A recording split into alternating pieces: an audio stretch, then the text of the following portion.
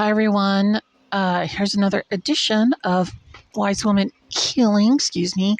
I am in the middle of doing something, and so, I was not ready. Oh, sorry, to come on here and do a video at all. But here I am. So, I'm going to show you a brighter photo of what I'm doing. It's backwards. Okay, but this is tracking the arc of the sun on the solstice.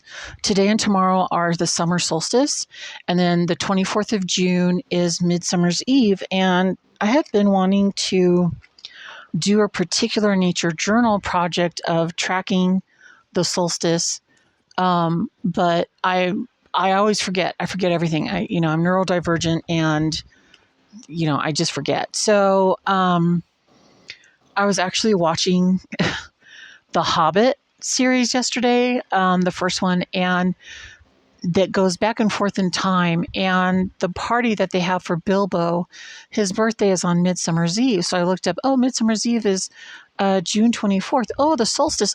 The solstice. So that's what we're doing here. And so I'm charting it every hour. It's 9:54. So at 10:30, I'm going to go out and do another one. That's my homemade chart. And I'll go through and I'll zhuzh it up a little bit more. But basically what I'm doing is I have put it, and you can do this tomorrow. So I'm going to get this I'm going to get this video up so that you can see it. But I'm also going to do another video, not do another video. I'm going to post another video. It's by John Muir Laws. He has a total nature journaling website. It's like his whole YouTube channel and everything. He has a website. He sells books and that sort of thing. I kind of got into nature journaling a few years ago, and I'm like, I don't do it all the time. I try to remember to do things like the solstice. Why would you want to care about the solstice if you're a folk healer, or if you're into folk magic or herbs and herbal healing? So it's part of your herbal planning, and the ancient people thought so highly of all of this, and you'll hear John Laws say it in his video, that they built things like Stonehenge to mark the seasons and the solstice and everything. So when we talk about doing something during a particular moon phase, we also talk about, remember how it's a good time to plant this because the moon is here. It's a good time to plant that, or try above, try below. This is part of that. So you'll probably hear the fan. I'm sorry if it's blowing into the microphone. It's hot, and it's going to get hotter today. So part of herbal planning, it is the practice of aligning your planting, harvesting, preserving, and use of herbs with the natural rhythms of the sun, moon, and seasons. Much like the wise women, men, monks, and healers of the past did, here's how your sun observations directly tie into the herbal life. So sunlight and herbal strength. The amount and angle of sunlight affects the oils and potency in herbs. So it's not only about the time of year that you plant something, but it's about the time of year that you harvest something for use. It will be the strongest. Or if you deliberately need something to be not as strong, you would harvest it on an off day. Okay? The shaking of the camera is from the wind from the fan. I'm sorry. For an example, some herbs like St. John's wort are best gathered around summer solstice when the solar power is at its peak, because they are considered solar herbs full of fire, light, and protection.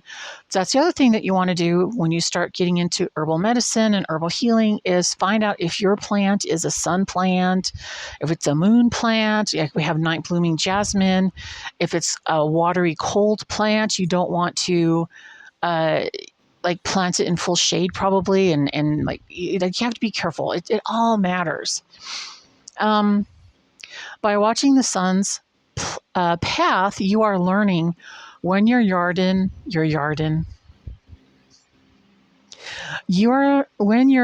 or garden gets full sun. So that tells you where to plant things. If you have a plant that needs partial shade, you don't want to plant it in the hot sun. Where to plant sun-loving versus shade-tolerant herbs. Excuse me, hold on.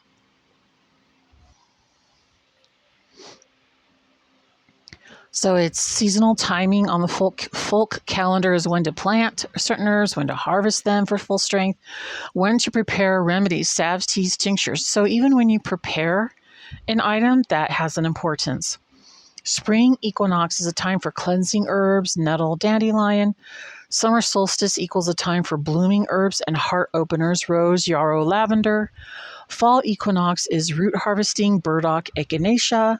Winter solstice, seed, cataloging, warming blends, inner light. So you are laying the groundwork to eventually create your own seasonal almanac based on your land's unique light patterns. So like you can get things like, let's say you get a Rosemary Gladstar book, great author. This is not dissing her at all, but she's going to do her best to try and maybe speak regionally, or she's talking about what works in her area. You need to find out what works in your area based on the amount of light that you get. And documenting summer and winter solstice is a really great way to do that.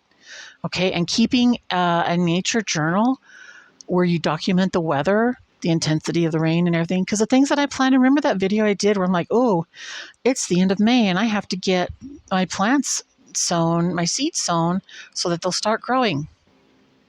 They didn't grow. They drowned.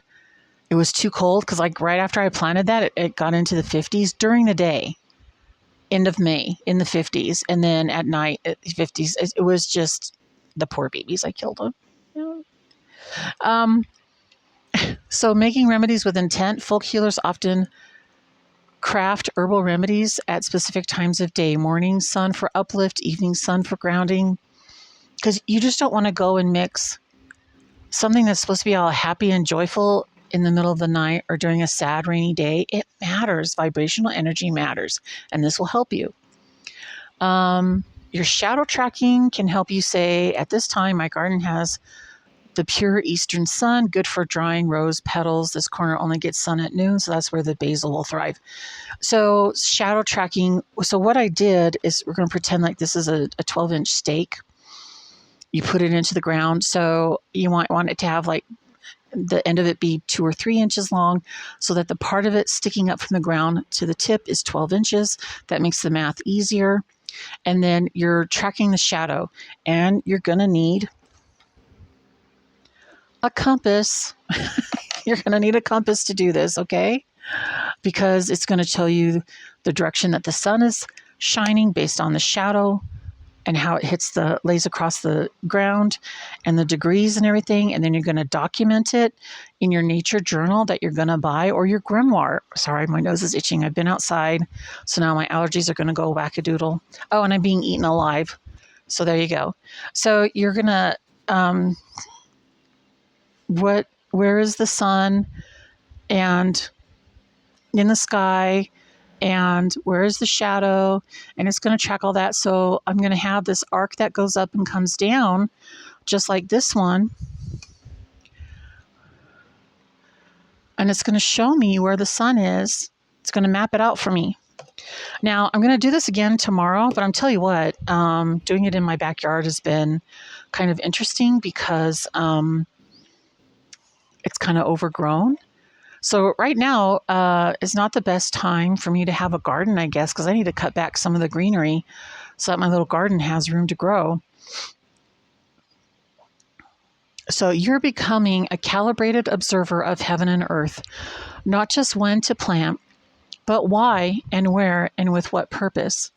Okay, so then what that means is, I don't know about you, but I kind of went through life not really observing my surroundings or anything. So this whole becoming a folk healer thing has really, and an Orthodox Christian, because I celebrate the seasons, it has really opened up my eyes to be more of a participant on this planet than just kind of floating around like dandelion fluff and whatever happens, happens. And so it teaches you to be proactive instead of reactive, which I think a lot of us are reactive in life. We're just kind of like go to work, come home, do the things around the house. And if I have time, I might read an herbal book, or I might try to make a salad or a soup or something. Here's the herbal kitchen. You might want to peruse through that. And I don't know, maybe I'll look up an herbal remedy. But If you keep a nature journal, if you start keeping a nature journal,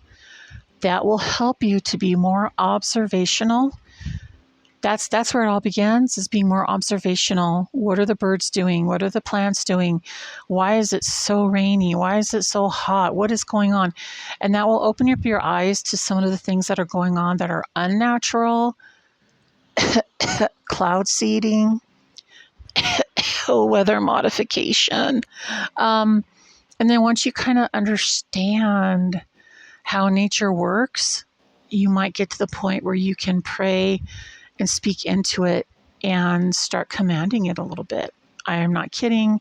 Oh, this is really wobbly. I'm not kidding, and I'm not trying to be weird and woo-woo. You know, this is the magical Christianity, herbal, traditional Christian herbal remedies and stuff where, you know, there are instances in the Bible where people prayed and talked about the weather to God, and Jesus commanded it when he was on the boat. And I do believe that we can do that.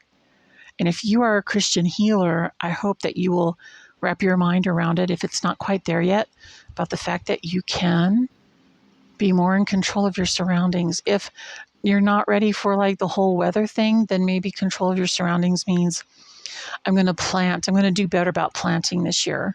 So now I have the rest of the summer and fall and winter and spring to get it right and hopefully have a really awesome kitchen garden next year. All right, so watch John Muir Law's video. Maybe get out a piece of paper and see if you can document the sun shadow in your yard or at a park nearby, just to kind of see and observe what that means, and maybe look into Stonehenge and find out the connection between nature and the degrees of the sun and where it is and everything, and how that affects your herbal remedies and your folk healing and your folk magic. All right, thanks so much for stopping by. May the Lord bless you, keep you, make his light to shine upon you, now and ever and unto the ages of ages. Amen. Lord, have mercy on us, and I pray for peace in America and the world. Amen.